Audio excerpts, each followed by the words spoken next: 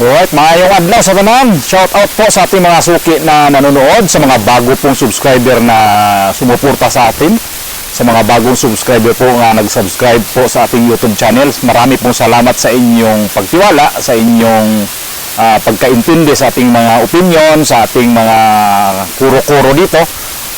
Dakan ka salamat ninyo nga inyo kong gisuportahan, at sa mga datihan pa o yung mga luma pang mga taga-suporta sa akin, maraming salamat ulit sa inyo kasi hanggang ngayon nandyan pa rin kayo na sumusuporta sa akin.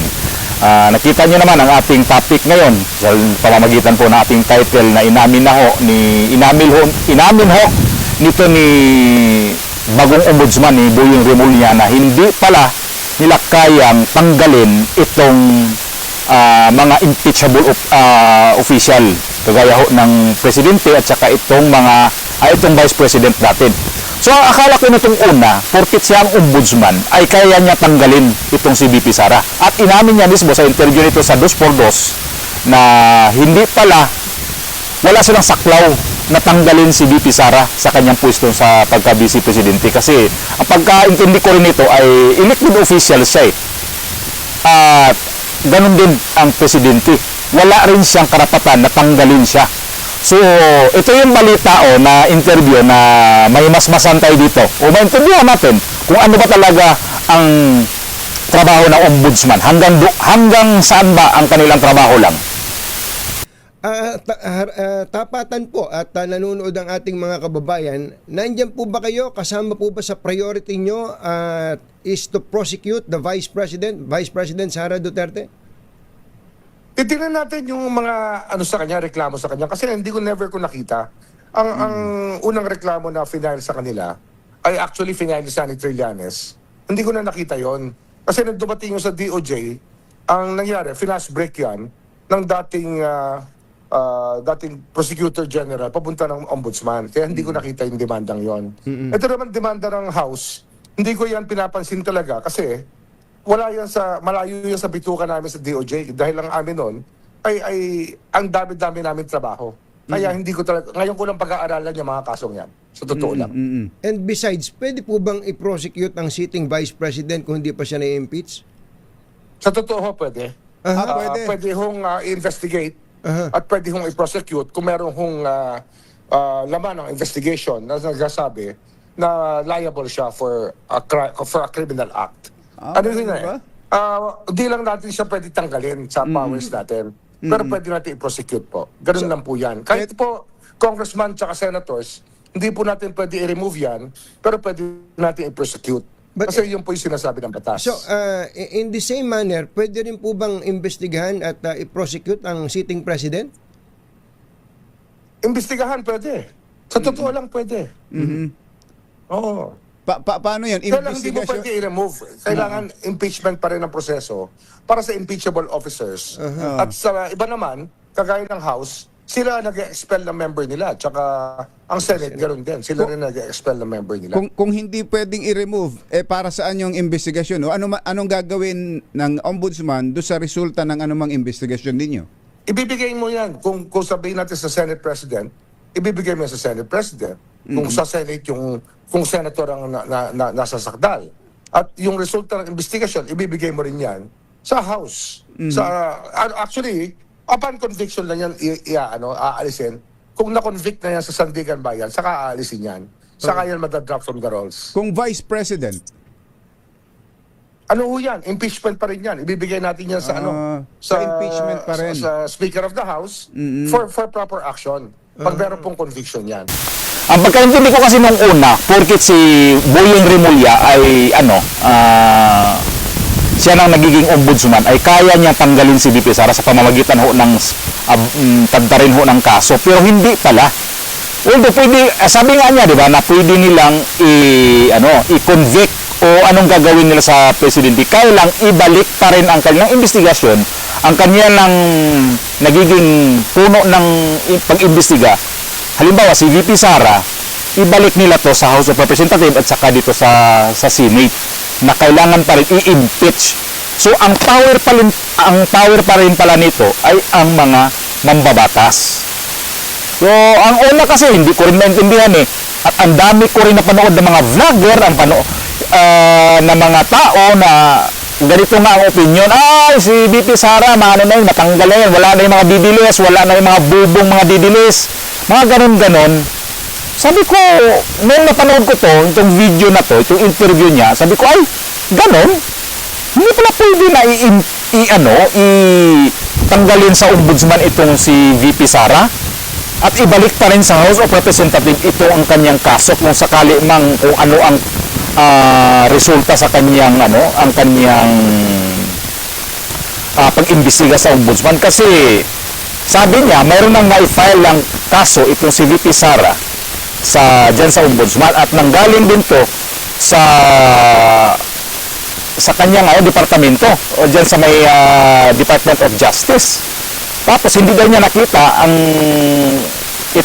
yung kaso ni VP Sara sa Department of Justice kasi pinas-break dito sa kanyang siguro yung mga kasamahan niya sa DOJ. Pwede pala rin yun na ang DOJ Secretary i-bypass na lang sa mga ganitong kaso na mabigat din itong kaso na itong ganito, kasi sino ba itong kinasuhan nila? Si VP Sara. So pwede pala yun i-pass break nila na hindi idaan muna sa Department of Justice Secretary. Hindi ko alam yun, hindi talaga okay pala yun, i-shortcut na lang mga ganun. At narinig natin kung sino ang nag-file nito, si Trillanes. Grabe ang papel ni Trillanes sa mga Duterte. Lahat na talaga mga Duterte ito si Trillanes. Gusto talaga niyang burahin sa mapa. Hanggang kailan kaya ang kanyang nito? Hanggang langit na talaga ang kanyang pagkagalit sa mga Duterte. Although ako naman, nakwento ko na nga to, na hindi naman talaga ako puro Duterte noong umpisa. So, nakikita ko rin naman talaga na sobra naman talaga rin ang itong sa mga Duterte. Kasi nakakasawa, kahit naman siguro, sino hindi magsawa? Lalo si VP Sara itong taon na to, kaya to siya na-impeach sa House of Representatives dahil doon sa kanyang budget na, sa kanyang 125 million na hindi niya, hanggang ngayon tinatanong pa rin niya dyan sa House of Representatives. At ito na naman, umabot na naman sa punto na tanggalan na naman sa kanyang budget, bawasan ba na hindi na i-exacto doon sa kanyang net. So makikita natin dito na may halo talaga pang-aapi ang mga tao sa politika. Hindi talaga to sabihin na hindi po politika, kasi ano pa bang nito na hanggang ngayon ang question yun pa rin, ilang taon na yan, hindi sila nagsawa yan. Kahit naman siguro ako nga sabi ko, nakakasawa na, pupunta ako dyan, tapos yun pa rin ang itatanong ninyo, nasagot ko na yan na ilang taon na. At bakit sa akin itanong yan? Kung itanong mo sa OWA, nagmatigasan na hindi na natin alam dito kung sino talagang dapat natin papanigan. Pero ang nakikita ko nga talaga dito, mayroon isasagot dito ang COA, yung Commission on Audit, kasi nakikita na natin kung may mga report ang COA At bakit ngayon hindi talaga ito pwedeng palabasin sa House of Representatives na ito yung report ninyo, ito yung liquidation ninyo sa nakuha namin. At totoo ba ito? At bakit yung pa rin ang question nung nakaraan niya ni Castro, sila ni Brusa, sila ni Manuel, at ito na naman ngayon ang bago, ganun pa din nakakasawa, nakagigil talaga. Kaya nakaraan taon sabi ko, ano bang meron talaga sa mga Duterte na ang mga tao dyan na parang takot talaga kayo na hindi na makabalik ang mga Duterte. Bakit kayo takot na takot? Na itong mga Duterte, kung titingnan natin, hindi naman korupsyon ang mga kaso nila ngayon. Ito si VP Sara. Saan ba ang kanyang kaso sa korupsyon? Tapos kay itong si Pulong Duterte, ang dami ninyong ang dami ninyong mga sinasabi. Wala naman din kaso na korupsyon. Itong si Pangulong Duterte, anong kaso nila nito? Si Pangulong Duterte. Ay, nako na nga naman. Nakakasawa kasi itong tanong ng nakakasawa kasi itong tanong ng ng House of Representatives sa totoo lang. Ito lalo tong si yung Ko na apelyido yung bata pa yung tinatawag nila Gen Z na congresswoman o Inday. Mukhang paipal ka naman sobra at saka itong si Tenyo. Hindi naman ako bilib. Isa pa. Ito si Dilema. So, ito na.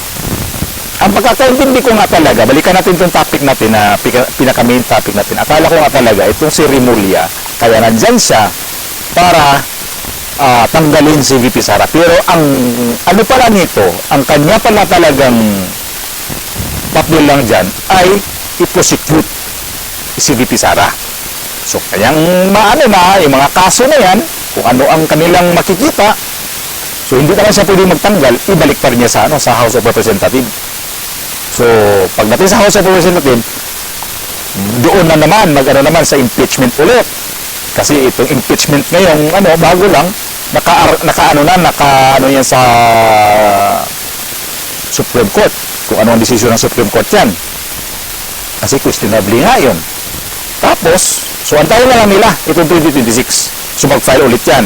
Kasi titignan natin to kung ano talaga ang trabaho ni Remulla, kung yan ba ang priority niyan kay VP Sara. Tapos, si Bongbong Marcos ganoon din. Kasi, parehas naman lang kapalaran ito. At take note ha, ito si Boying Remulla, pwede rin to siya ma-impeach. Kasi hindi to siya pwede tanggalin dyan. Palitan ng presidente. Halimbawa, si VP Sara ma-presidente. Halimbawa lang ba? Hindi pwede palitan ni VP Sara yan na mag-appoint siya ng iba para ipalit dito sa ombudsman. Tapusin ni Boying Remulla ang kanyang 7 years sa pagka-ombudsman. Pwede ho siyang mawala dyan sa ombudsman kapag ma-impeach. Kung mag-file ng impeachment, tapos ma-impeach, pwede ho siyang matanggal. O kaya mag-resign. Yun lang naman ang rin niya. So nakikita natin dito, si Boying Remulla, mautak talaga eh. Kasi, kapag dito sa DOJ, pagdating kasi ng pagdating dito sa 2028, either tatakbo siya ng senador, hindi naman talaga mananalo. Analyze ko lang to. Hindi siya mananalo. Tapos, naisip niya, targetin ko ang ombudsman. Kasi kahit magpalit ang presidente, ang ombudsman, nandun pa rin siya. So, eto si Marcos ngayon, patapos na ang kanyang termino, hindi natin alam to si Remulla. Alam naman natin ang politika sa Pilipinas eh. Balingbingan to eh. Imalay mo na pagdating nitong mga 2026, 2027, di natin alam eh. Di naman natin siguradong politika sa Pilipinas ngayon, napakagulo eh. Makikita natin dito kung ano ang laro nitong si Remulla.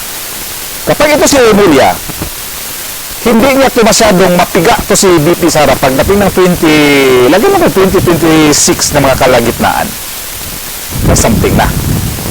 So didipinsahan ang kanyang pagka-ombudsman kasi sayang eh. Sayang. Ang dami niyang ang dami niyang pera diyan kung kasi mga yan mga elected official yan eh. Mga malalaking politiko ang nadyan kung may kaso diyan. So nandyan ang kwarta. Alam mo, sus na kung Ginoo ko ang mga politician, ang mga appointed sa atin, ang mga kahit mga military, kwarta-kwarta karon. Di na tanongin yan may kwarta-kwarta. Kwarta-kwarta, oy! Ang kwarta ang pinaka-powerful karon sa Pilipinas. Di ang kanilang serbisyo. Kasi kapag serbisyo ang basehan natin dito, hindi na kita natay kuhan na ay magandang serbisyo. Ang kanilang pinapairal ngayon sa politika ngayon sa Pilipinas, itong administrasyon ni Bongbong Marcos, pera-pera ang labanan. Nakikita natin ito noong bago mag-eleksyon kung paano nilalaro ang pera ng taong bayan. Ito na nga ngayon eh. Ito na nga ngayon ang mga flood control na yan eh. Saan napunta yan? Sa mga congressman. Sila ang may hawak eh, sa mga distrito. Kaya nga na-impeach si VP Sara, gawa doon. Dahil kapag itong nangyari sa kay VP Sara na in-impeach sa House of Representatives, pagdating sa Senado kasi, kaya ito ito. Kasi di ba mayroong tawag niya na hindi daw ni-release ni Bongbong Marcos yung mga pera na yun. So ito yun, nagkabukulan kasi. Palagay ko lang ha. Kaya pagdating sa Senado, hindi dumating yung pera dito, hindi na tutupad yung usapan natin dito, kaya itong impeachment na to, nasa amin na ang ano nito, bula, di ako nang bahala to. Yun ang ano ni Chis Escudero. So ito nangyari nga. Nagkaroon ng pagdinig ngayon sa nasa ngayon, nakapinding pa sa Supreme Court. So, baliwala pa rin itong mga pala ni Remulla. Ewan ko, anong klaseng laro na naman ito. Kapag siya, pag na-convict o anong ni VP Sara dyan sa dito sa ombudsman. Na kay Remulla na yan, nasa kanila na ngayon ang mga plano yan, kung ano talaga ang plano nila. Makikita naman natin kung ano ang laro sa politika sa Pilipinas ngayon Wala, di na tumutupad Wala nang, kung mayroong suggestion ng mga ganito, mga religious group, hindi naman sinusunod sa sa presidente natin ngayon Paano ba? Sa amo pa na, sa bulanan pa, pabieng na. Wala na ang yan. Basta ang kanila. Ang sa inyo.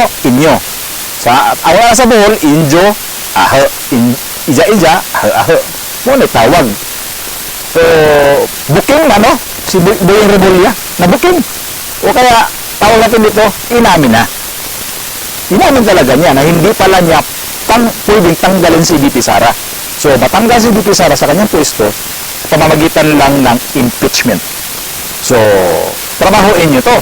Para kung mayroon naman talaga yung nakikita nito na mayroong kasalanan si VP Sara, may abogado naman si VP Sara Hindi, ibalik ang mga nito kung talagang makasuhan nito, kung anong mga guilty o anong mga resulta dyan sa ombudsman, ibalik na naman ito sa House of Representatives, balik na naman sa impeachment, sino mag-file ng impeachment, ganun ang laro. So, nahimasmasa na tayo sa sinabi ni Remulla mismo na kahit ang presidente, ganon din.